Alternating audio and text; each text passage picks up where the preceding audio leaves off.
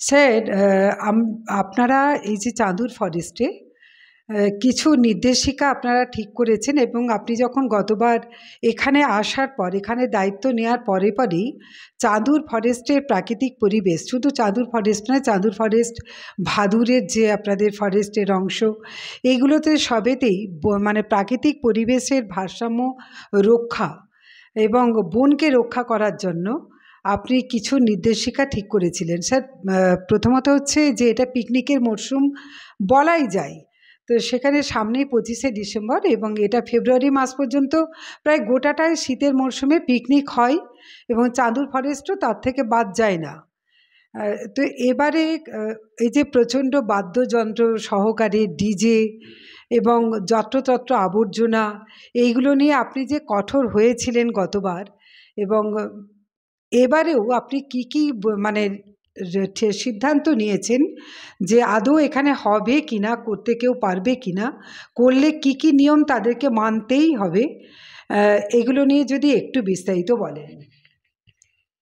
প্রথমেই সমস্ত পরিবেশ প্রেমী এবং যারা এই উৎসবের মরশুমটাকে প্রকৃতির মাঝে উপভোগ করতে চাইছেন তাদের সবাইকে 25শে ডিসেম্বর অর্থাৎ বড়দিনের শুভেচ্ছা, নতুন বছরের আগাম শুভেচ্ছা জানাই।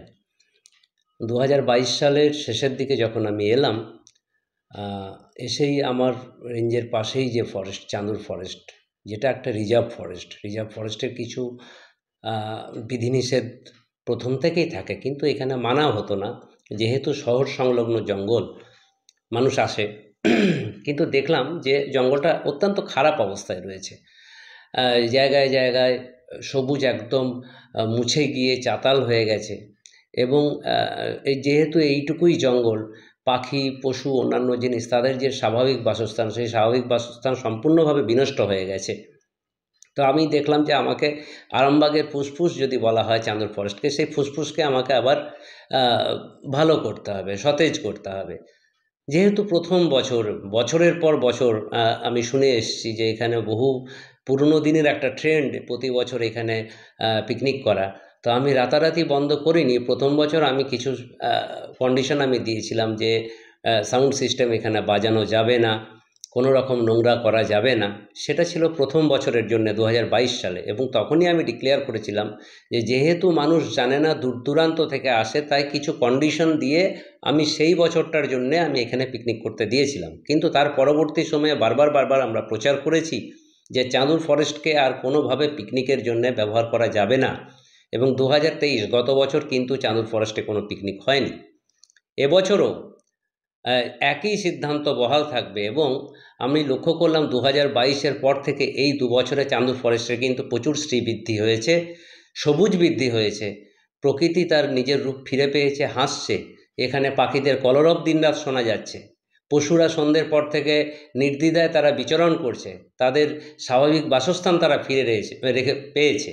এবং যে জায়গাগুলো আমি আপনাকে প্রথমেই বললাম যে দীর্ঘদিন এখানটাকে মানে ওইভাবে যথেচ্ছাচারভাবে ব্যবহার করার ফলে যে চাতাল তৈরি হয়ে গেছিলো, যে সবুজ নষ্ট হয়ে গেছিলো, এবছরও বর্ষার সময় সেই চাতালগুলোতে আমরা চারা লাগিয়ে, প্রায় 5000 চারা লাগিয়ে আজকে এই চাঁদুর ফরেস্ট কিন্তু পুরোপুরি সবুজের দিকে এগিয়ে যাচ্ছে।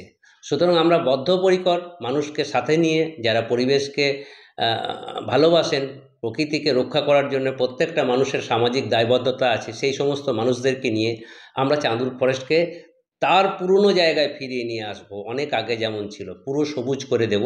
সেই জন্যে চাঁদুর ফরেস্টে কোনো রকম পিকনিক এবছর এবং ভবিষ্যতেও অ্যালাউ করা হবে না। কিন্তু পরিবেশ প্রেমী, প্রকৃতি প্রেমী মানুষ যারা এই বড়দিনের সময়ে, এই নতুন বছরে একটু আনন্দ উপভোগ করতে চান, একটু প্রকৃতির কোলে যেতে চান, তাদের জন্য আমরা কিন্তু আমাদের ভাদুরের ফরেস্ট আমরা খোলা রেখেছি। আমরা আমাদের পারাদ্রার জঙ্গল এবং তারপরে পূর্ব বর্ধমানের যে অংশটা আমাদের আরামবাগ রেঞ্জে আছে, বাবলা ফরেস্ট, সেগুলো আমরা খোলা রেখেছি। কিন্তু সেখানেও কিন্তু নির্দিষ্ট কিছু শর্ত সাপেক্ষে তাদেরকে আমরা পিকনিক করার সুযোগ দেব। তাদেরকে আমাদের কাছে আগে আবেদন করতে হবে। সেইখানে শর্তই থাকবে কোনো রকম সাউন্ড সিস্টেম বাজিয়ে সেখানকার প্রাকৃতিক পরিবেশকে বিনষ্ট করা যাবে না, পাখি পশুদের স্বাভাবিক বাসস্থানকে কোনোভাবে ডিস্টার্ব করা যাবে না, কোনো রকম নোংরা ময়লা আবর্জনা পিকনিকের পরবর্তী সময়ে যেগুলো জড়ো হয় সেগুলো সেই জঙ্গলে ফেলে রাখা যাবে না, সেখান থেকে তাদেরকে তুলে নিয়ে যেতে হবে। এবং তার সাথে সাথে সামাজিক মানুষ হিসাবে এটাও আমার বক্তব্য, যেহেতু সেই সমস্ত জায়গায় প্রচুর পরিবার তারা আনন্দ করতে আসেন, কোনো এমন কিছু মানুষ আছে যারা অশালীন আচরণ করেন, মদ্যপ অবস্থায় থাকেন, এবং যারা এই আনন্দটা করতে আসেন তাদের আনন্দটা মাটি হয়ে যায় এই সমস্ত মানুষদের জন্য। তাদেরকে পুরোপুরিভাবে কোনো রকম অ্যালকোহল আমার জঙ্গলে ব্যবহার করে এখানকার পরিবেশকে বিনষ্ট করা যাবে না, এটা কড়া বার্তা আমি সেই সমস্ত মানুষদের উদ্দেশ্যে দিতে চাই। এবং ফরেস্ট ডিপার্টমেন্টের পক্ষ থেকে আমরা যারা প্রকৃতিপ্রেমী মানুষ তাদের জন্য বাকি জঙ্গল খোলা রেখেছি, তারা আমাদের কাছে আসবেন, আবেদন করবেন। আমরা একই দিনে প্রচুর পরিমাণ মানুষকে কিন্তু জঙ্গলে দেব না, যেটা জঙ্গলের উপরে চাপ হয়ে যায়। একটা ভাইব্রেশন তো হয়, প্রচুর মানুষ গেলে সাউন্ড সিস্টেম না বাজুক, যদি 500 মানুষ হয়ে যায় তাহলে যে আওয়াজ হবে তাতেই কিন্তু 12টি বেজে যাবে। আমরা ওই জায়গাটার একটা মানে ব্যালেন্স রেখে কিছু কিছু কিছু প্রত্যেক দিন অল্প অল্প অল্প অল্প মানুষকে আমরা জঙ্গলে অ্যালাউ করব। যদি তারা এই নিয়মগুলো মেনে পিকনিক করতে পারে তাদের জন্য আমাদের সুস্বাগত করব। স্যার, অত্যন্ত সাধুবাদযোগ্য ডিসিশন, কিন্তু আপনারা যে ডিসিশনগুলো নিয়েছেন, যে শর্তগুলো আপনারা আরোপ করতে চাইছেন স্যার, যে শর্তগুলো, তো এই শর্তগুলো আদৌ বাস্তবায়িত হচ্ছে কি না এর জন্য কি আপনারা কঠোর নজরদারিও রাখবেন? হ্যাঁ, এটা আপনাকে বলি যে এই কটা দিন আমাদের স্টাফরা সদা সতর্কভাবে জঙ্গলে প্রহরায় থাকে, যাতে মানুষেরও কোনো অসুবিধা না হয়, যাতে পশু পাখিরও কোনো অসুবিধা না হয়, যাতে কোনো রকম অপ্রীতিকর পরিস্থিতি তৈরি না হয়, সেই জন্য আমাদের স্টাফরা সদা সতর্ক দৃষ্টি রাখে। আমরা মানুষকে একটা সময় পর দেখা যায় যে বিকেল গড়িয়ে সন্ধে হয়ে যাচ্ছে, কিছু মানুষ সেখানে রয়ে যাচ্ছে, আমরা তাদেরকে বের করে দিই। সেই জায়গাটা পরিষ্কার করলো কি না সেটা আমাদের স্টাফরা লক্ষ্য রাখে। এবং প্রতি বছরই আমরা যেটা করি, আমি শুধু এটা ফরেস্ট বলে নয়, আমরা প্রশাসনের সাহায্য নিই, আমরা পুলিশের কাছে ইতিমধ্যে আমি আবেদন করেছি যাতে আমরা তাদের কাছ থেকেও সেই সাহায্যটা পেতে পারি, যাতে করে একটা সম্মিলিত প্রয়াসের মধ্যে দিয়ে আমরা এই বড়দিন এবং নতুন বছরের আনন্দময় দিনগুলোকে মানুষকে ভালোভাবে উপহার দিতে পারি। আচ্ছা স্যার, সেটা তো আপনারা একটা ভালো জায়গায় আপনারা আনছেন, কিন্তু এই পাশাপাশি কি আপনাদের যারা এই বনভোজন করতে পারবেন আপনাদের নির্ধারিত জায়গা জঙ্গলে, তো তাদের কি কোনো ফিস দেওয়ার কিছু বিষয় আছে? এবং যদি কোনো অন্যথা হয় তার নিয়মের মধ্যে, এবং সেটা যদি আপনাদের নজরে পড়ে, তাহলে আপনাদের কি কোনো মানে মোটা অঙ্কের জরিমানা বা শাস্তিমূলক কোনো ব্যবস্থা সেটাও কি আছে? হ্যাঁ, খুবই প্রশ্নটা আপনার সঙ্গত প্রশ্ন। আমাদের ফরেস্টে যদি কোনো রকম নিয়ম বহির্ভূত কিছু হয়, আমি চাইলে তাদের জরিমানা শাস্তি দিতে পারি, কিন্তু আমি এখনও সেই কঠোরতার জায়গায় যাচ্ছি না। আমরা মানুষকে, যেহেতু একটা দীর্ঘদিনের মানুষের অভ্যাস, আমি রাতারাতি তো পরিবর্তন হবে না, কিন্তু আস্তে আস্তে আস্তে আস্তে পরিবর্তন। একটা মানুষ ধরুন ফ্যামিলি নিয়ে এখানে একটা আনন্দ করতে এসছে, জঙ্গলে এসছে, ধরুন কিছু একটা ভুল করে ফেললো, আমি এখনই তাকে শাস্তি দিয়ে তার আনন্দটা মাটি করতে চাই না, আমি তাকে বোঝাবো, তার মধ্যে চেতনা আনার চেষ্টা করব। এমন নয় তাকে জোর করে শাস্তি দিয়ে তারা মুখ কালো করে আনন্দটা মাটি করে ফিরে যাবে, সেটা করব না। কিন্তু যদি সীমার বাইরে কেউ যায় তাহলে প্রয়োজনে কড়া কঠোর আইনগত ব্যবস্থা তাদের বিরুদ্ধে নেব। স্যার, আপনি এটা কিন্তু একটা খুব ভালো কথা বললেন যে মানুষকে তাৎক্ষণিক আনন্দ যাতে নষ্ট না হয়, তাদের অন্যায়টাকে আপনারা শুধরে দেওয়ার ব্যবস্থা দিচ্ছেন। এটা একটা খুবই ভালো দিক যে তাদেরকে একটা সচেতন হওয়ার সুযোগ দিচ্ছেন। স্যার, পাশাপাশি কি এটাও মানে আমাদের দুর্ভাগ্য হোক বা যে ভাবেই হোক, এটা কি স্বীকার করতেই হবে, এই যে এত যে সরকারিভাবে বিজ্ঞাপন, সচেতনতা শিবির, বেসরকারিভাবেও এত সচেতনতা শিবির হচ্ছে, বিশেষ করে সবুজায়নকে রক্ষার জন্য অসংখ্য প্রোগ্রাম সরকারি বা বেসরকারিভাবে, আমাদের কি সত্যি দুর্ভাগ্য যে আমাদের এখনও পর্যন্ত এর পরেও আপনাকে সেই সচেতনতার বার্তা দিতে হচ্ছে এবং আপনাকে বলতে হচ্ছে আমরা শুধরানোর সুযোগ দেব। স্যার, এই যে শুধরানোর সুযোগটা আপনি দিতে চাইছেন, এবং এত সচেতনতার মানে মেসেজ থাকা সত্ত্বেও স্যার এটা কি আমাদের পক্ষে খুবই লজ্জাজনক? হ্যাঁ, না, আপনি বলছেন, কিন্তু মানুষ তো সচেতন হচ্ছে।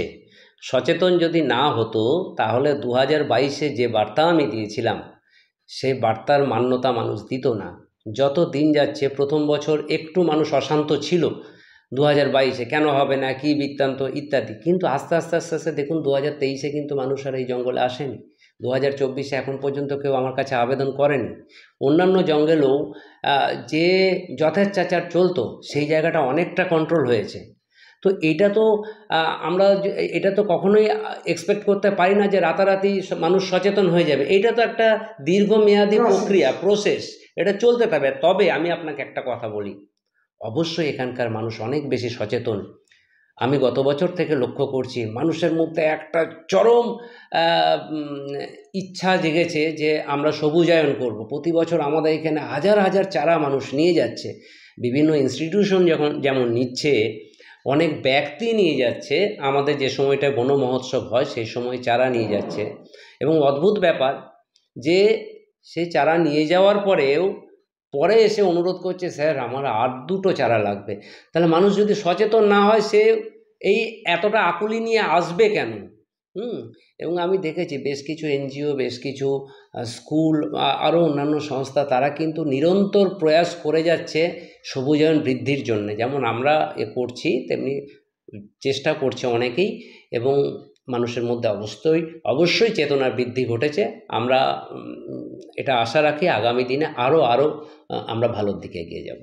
স্যার শেষ আরেকবার অনুরোধ যে কোন কোন জঙ্গলে তারা বনভোজন করতে পারবেন, যদি এইটা নিয়ে একটু বলেন যে কোন কোন জায়গায় তারা বনভোজন করতে পারবেন এবং কোথায় করতে পারবেন না, এটা যদি আর একবার একটু জানিয়ে দেন।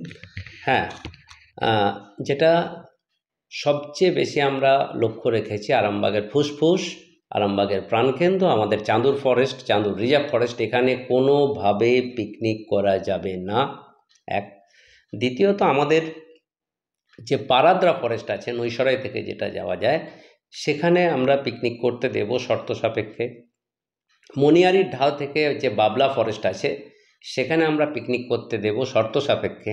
ভাদুর ফরেস্ট যেটা আছে সেখানেও আমরা পিকনিক করতে দেব শর্ত সাপেক্ষে, যদি তারা আগে থেকে আবেদন করেন। কিন্তু এর সাথে সাথে মানুষকে এটাও বলতে চাইছি যে যেভাবে জঙ্গল ক্ষয় হচ্ছে, হয়তো আগামী দিনে আমরা আরও কিছু কিছু জায়গার উপরে এরকম কঠোর বিধিনিষেধ আরোপ করব, জঙ্গলের স্বার্থে, প্রকৃতির স্বার্থে। অনেক ধন্যবাদ স্যার।